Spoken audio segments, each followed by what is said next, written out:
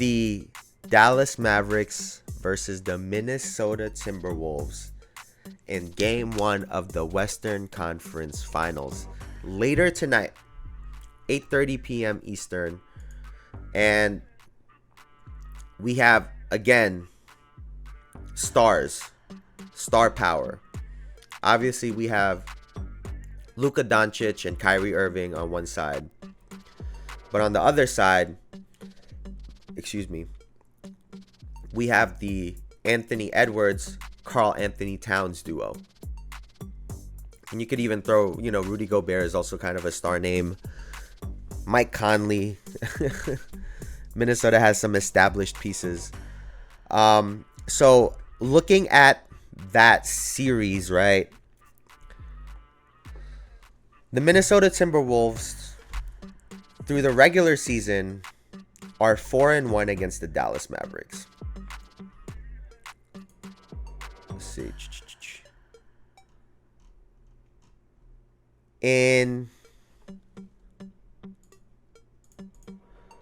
What is this? January 31st, Minnesota Timberwolves won 121-87.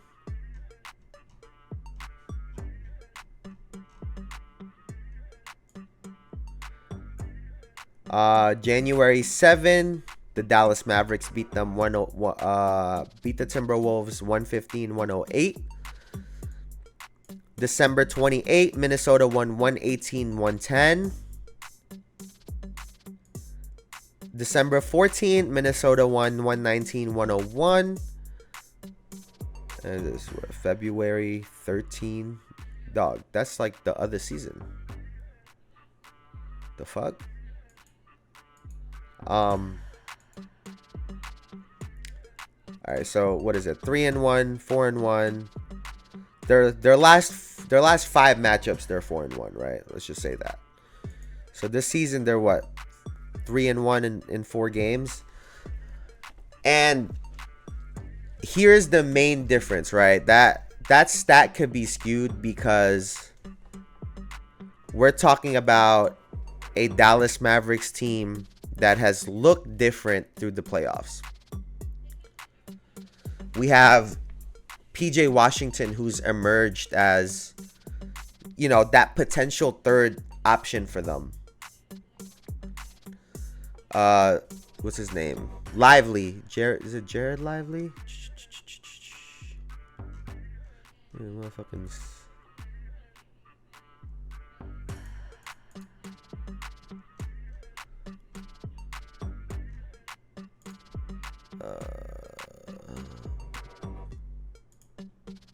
See right now. So I don't want to just butcher these fucking names.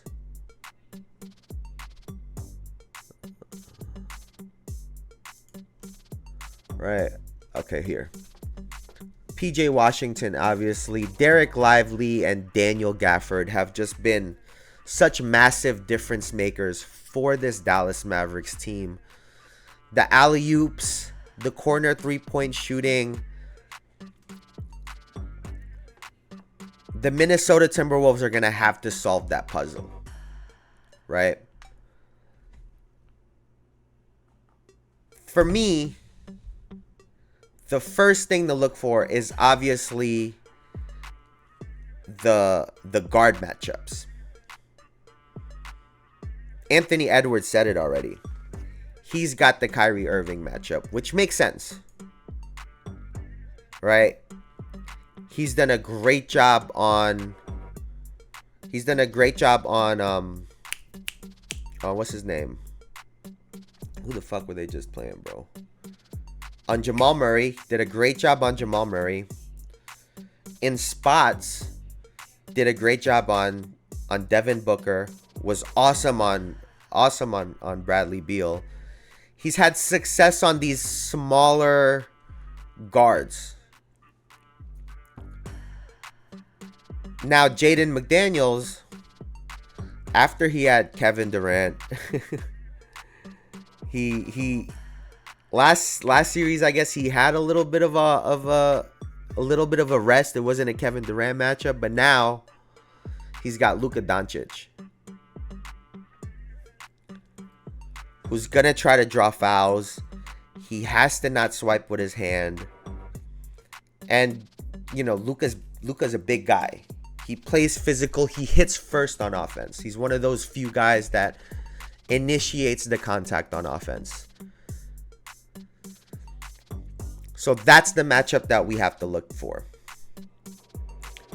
Can Anthony Edwards and Jaden McDaniels contain Luka Doncic and Kyrie Irving in one-on-one situations? Because when you start having to double team him off of pick and rolls and blitz him, it opens up those alley-oops, opens up those corner threes. When those open up, Luka's step back, his shot, it's a domino effect, and they're masters of picking and choosing when to pull which lever. So Anthony Edwards and Jaden McDaniels are going to have to do a great job of really guarding them one-on-one, but also, like what we've seen against a player like Jamal Murray, someone like Conley coming in on a strong blitz, getting steals, really disrupting him. If Kyrie and Luka are picking for each other, look for some of those times for them to really come out in a hard show, to really force them to make a play. Because obviously when those two guys are doing pick and rolls, they're expecting you to play it straight up, right? Or just switch it. So that would be the first thing that I would look at. It's success on either end, right? If Edwards and McDaniels can win a lot of those on defense, or not a lot of them, but can win a good amount of them on defense, that's going to look good for Minnesota. If Luka and Kyrie can take advantage of those one-on-one matchups, force fouls, force double teams to come, now it opens up the rest of the floor for PJ Washington and Derrick Jones to hit shots, for Lively and Gafford to get alley-oops. That's going to be a huge piece, right? And now when we look on the other side,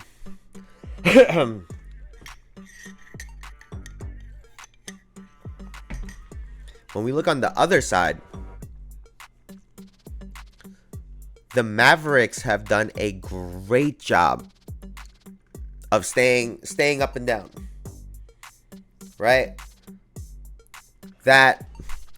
Who did it really well, man? Tyson Chandler used to do it really well. Gobert does a solid job of it, of just staying up and down, not fouling and just contesting. Gafford, Lively, and even PJ Washington do a great job of it. They're tall and they stay tall. So Anthony Edwards, who's had a lot of success attacking the basket, right? I was calling for him to attack these one-on-ones from the wing because he's so fast, he doesn't really need a dribble move. He just gets by people, and it's just a matter of meeting whoever at the rim, right? A lot of times we saw Shea, who's really great at getting shots off in the paint, right? He's got a big body, he's got a bigger frame, long and lanky, very creative with his finishes. Start to get, they were a deterrent for him because obviously he doesn't have the physical gifts that Anthony Edwards has to be able to meet these guys at the rim, but they were just doing such a great job of staying tall and not fouling that it almost made it like there's no reason for him to go in there because they're not going to call the fouls anyway. And so he was living in the mid-range, just choosing his spots, doing a great job of just getting buckets. Can Anthony Edwards force those guys into bad spots? Anthony Edwards is quicker. He jumps higher. So that means those guys, in order to do what they've been doing, they're going to have to early rotate, right? And it's going to be on Anthony Edwards to make those split-second decisions if he's going to go up or if he's going to kick it out to soften that up, right? Because if he hits a couple of those, if he hits Rudy Gobert a couple times, one of these guys, PJ Washington is probably going to be guarding like McDaniels or something.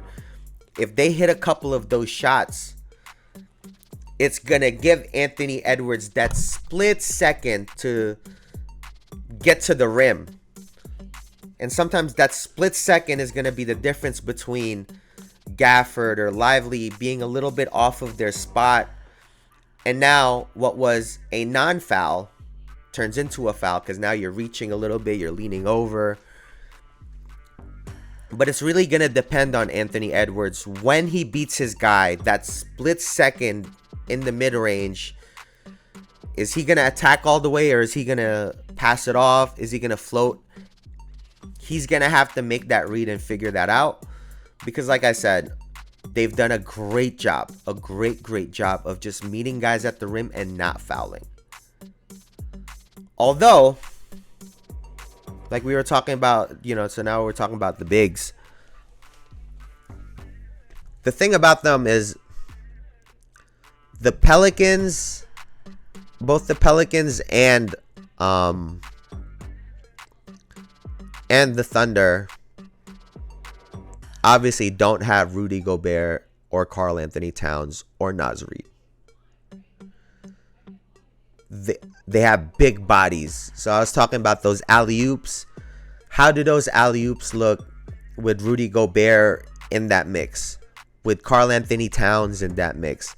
Naz Reid has shown a great job of being able to just be active and be a big body. Obviously, he's not as big as Cat and Gobert, but another big body. So how will that look? Will the Minnesota Timberwolves be able to seal those guys to open up some lanes for Anthony Edwards? And can they stop some of those alley-oops and disrupt them? Those are going to be, to me, those are going to be the keys to the game. Right? We want to question some of the role players, but I think we've also seen PJ Washington has shown you that he's going to have multiple really good games. Lively and Gafford are extremely active. They're going to get you rebounds. They're going to be an active body. They're going to get dunks and they're going to get putbacks. Those things that I had questions about, they've shown and proven that they, like I said, can be consistent. Minnesota Timberwolves have just taken down the defending champions. Also showing that they can win under so many different circumstances as well. Anthony Edwards shot 6 of 24 in Game 7 and they won the game.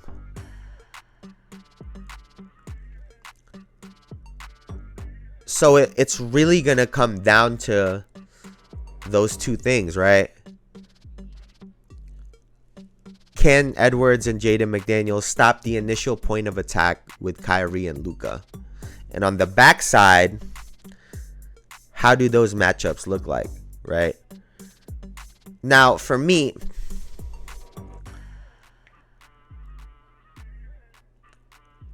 I have the Minnesota Timberwolves winning this series.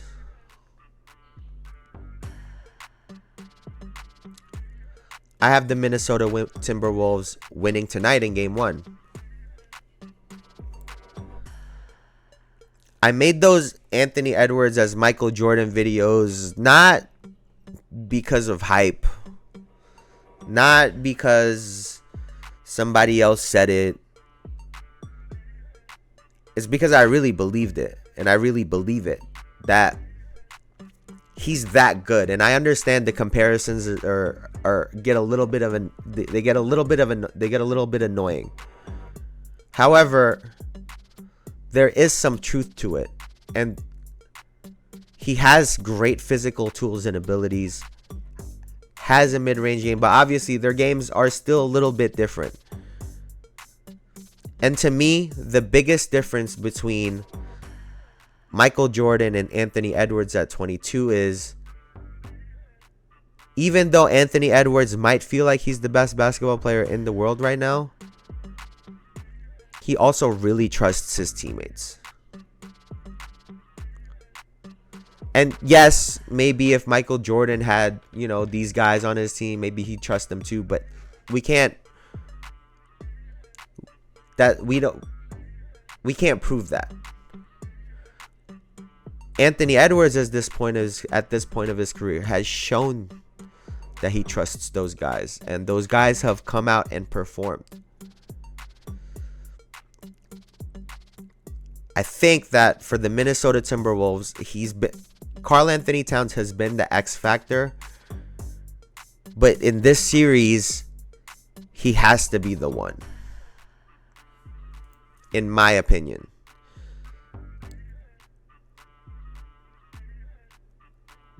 On defense, I'm going to expect either Derrick Jones or PJ Washington to end up sticking Anthony Edwards, and they're going to hide Kyrie Irving and somehow try to put him on like Mike Conley or some shit. It's going to be a whole weird thing. There's going to be a ton of mismatches, in my opinion, for the Minnesota Timberwolves. Can they take advantage of them? They have the best defense through these playoffs.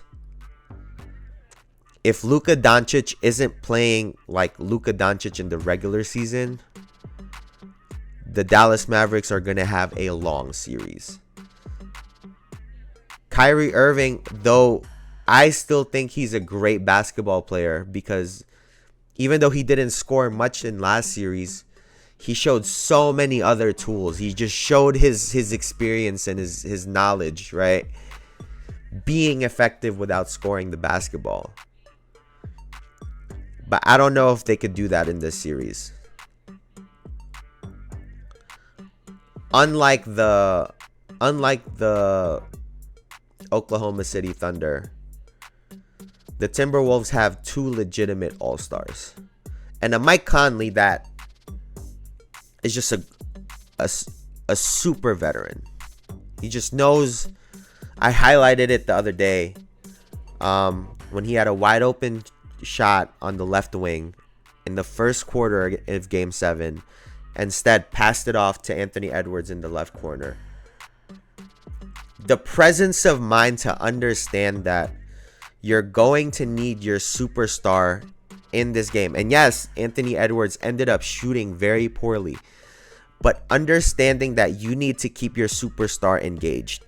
Because Anthony Edwards also hit a big three at the end of the game. 6 of 24, but he had a massive one at the end and a couple of layups. Stayed engaged in the game. Obviously, we've seen Anthony Edwards. He doesn't need anybody, right? He doesn't need anyone on his team to get him going. Still a veteran move. And, I got the Minnesota Timberwolves winning the series in...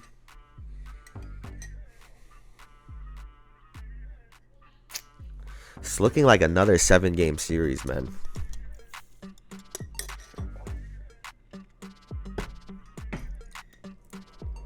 I got the Minnesota Timberwolves in 6. They take care of the Dallas Mavericks in 6 games. They win tonight in Minnesota. They win tonight, and then we'll go from there.